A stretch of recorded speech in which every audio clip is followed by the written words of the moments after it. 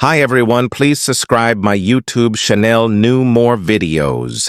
The world viewed our marriage as picture perfect, the kind people spoke of with quiet awe.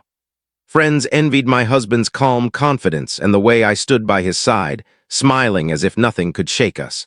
At gatherings, people called us the ideal couple, and I played along, because admitting the truth would mean facing something I was desperate to ignore. Beneath the glossy facade, there were fractures only I could sense.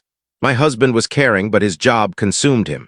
Even on weekends, his thoughts were lost in emails, deadlines, and meetings.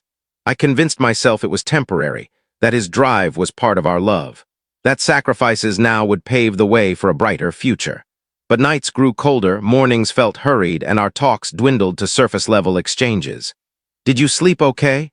Don't forget your appointment." I craved something simple, something real, like being asked if I was truly happy. It wasn't about lavish gifts or grand gestures. I didn't need roses or fancy dinners. I just wanted to be noticed. I wanted my thoughts to count, my emotions to resonate beyond the echo of my own mind.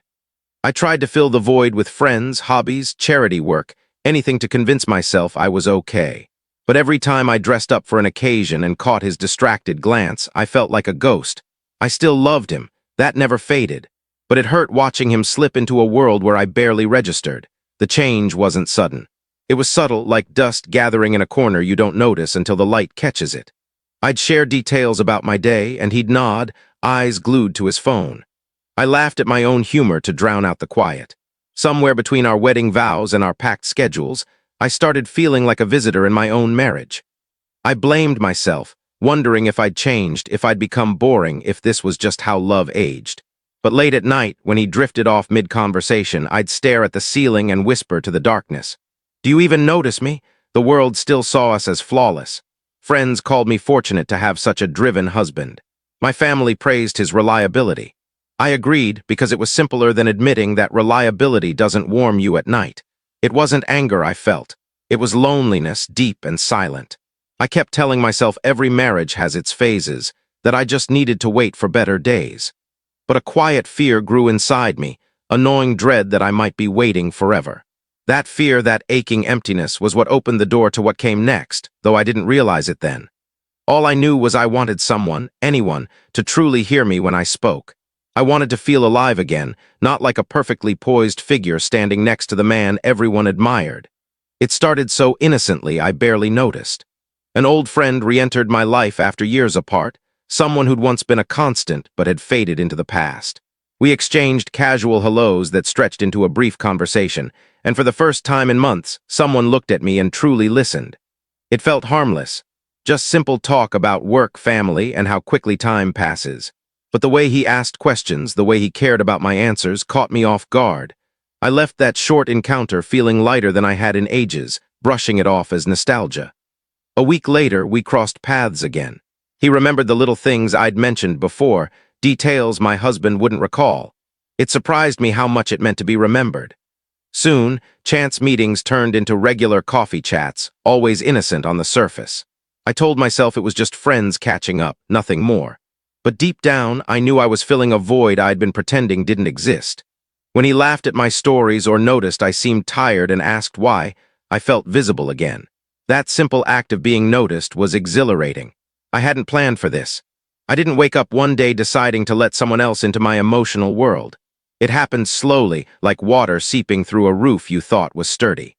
Each conversation made me question why I didn't feel this warmth at home. I started looking forward to his messages, checking my phone more often, smiling at his words in ways I hadn't in years. It scared me, but it also felt like breathing after being underwater too long. There was no scheming, no hidden agenda. Just a gradual drift towards something I couldn't define. I told myself I could keep it in check, that this wasn't betrayal, that it was just friendship. But in quiet moments I knew I was deceiving myself. The truth was clear. I felt alive around him, and I dreaded returning to the silence waiting at home. I tried to rationalize it, saying everyone deserves to feel understood, but I knew I was stepping onto shaky ground. I loved my husband, yet I found myself comparing every word, every gesture, every look. The other man's attention was natural, effortless, and sincere. My husband's love was steady but distant, like a beacon too far to reach. I told myself I wasn't hurting anyone, that I hadn't done anything wrong. But my heart raced whenever I saw him approach, and I knew my feelings were veering into dangerous territory. The line between friendship and something more hadn't been crossed, but it was there, and I was standing too close. It was an ordinary evening, or it was supposed to be. I didn't expect anyone home early, so when the door opened, my heart stopped. Everything froze in that moment.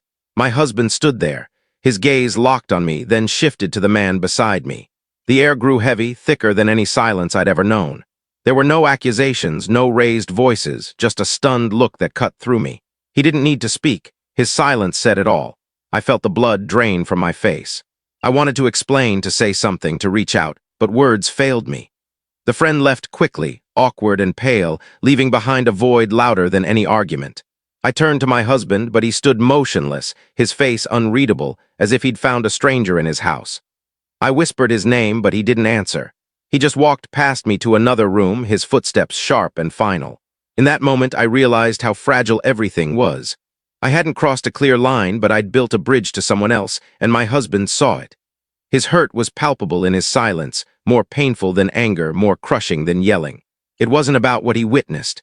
It was about what he felt I'd given away, something that belonged only to us. The rest of the night was unbearable.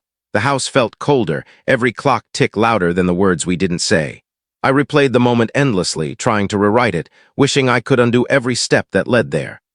Guilt tightened my chest, making it hard to breathe as I imagined what he must think. I didn't know what he decided about us, about me, about our marriage. But I knew I'd broken something an apology couldn't fix. I sat alone long after he shut himself in the bedroom, listening to the silence, wondering if this was how love died, not with arguments or slammed doors, but with a look that said everything you never wanted to hear. I realized then that even if nothing physical had happened, I'd betrayed something deeper. I'd given my emotional space to someone else, and that was enough to fracture the trust we'd built over years. The damage was done, and I didn't know if there was a way back. The night passed without a word between us. I lay awake, staring into the dark, the weight of my actions pressing down like a stone. Morning brought no relief, only the certainty that silence was tearing us apart faster than any fight could. I knew I couldn't pretend or hide behind excuses. When I walked into the kitchen and saw him sitting there, his face still unreadable, my heart raced. I told him everything. Not justifications, not half-truths, but the raw truth of how lonely I'd been, how I'd let someone else fill the emptiness I should have worked to mend with him. I admitted it was emotional, not physical, but that didn't make it less wrong. He didn't interrupt. He didn't accuse. He just listened, and that silence was harder to face than anger. When I finished, his eyes weren't angry, but they held a hurt words can't capture. He asked one question, why I hadn't turned to him instead. I had no answer that excused it. I told him I still loved him, that I never stopped, and that I was terrified of losing him because of my own mistakes. For a long time, he just sat there, as if weighing whether anything was left to save. Finally, he spoke about his own role. He admitted he'd been distant, lost in work, assuming I'd always be there. But his disappointment was clear. He'd trusted me to protect what we had, even when things were hard. We both saw our marriage had been running on routine, not connection, and neither of us had fought hard enough to keep it alive. I cut off all contact with the other man that day. It wasn't dramatic. It was necessary. I chose my husband not because I felt trapped, but because I knew where my heart truly lay. Rebuilding wasn't quick.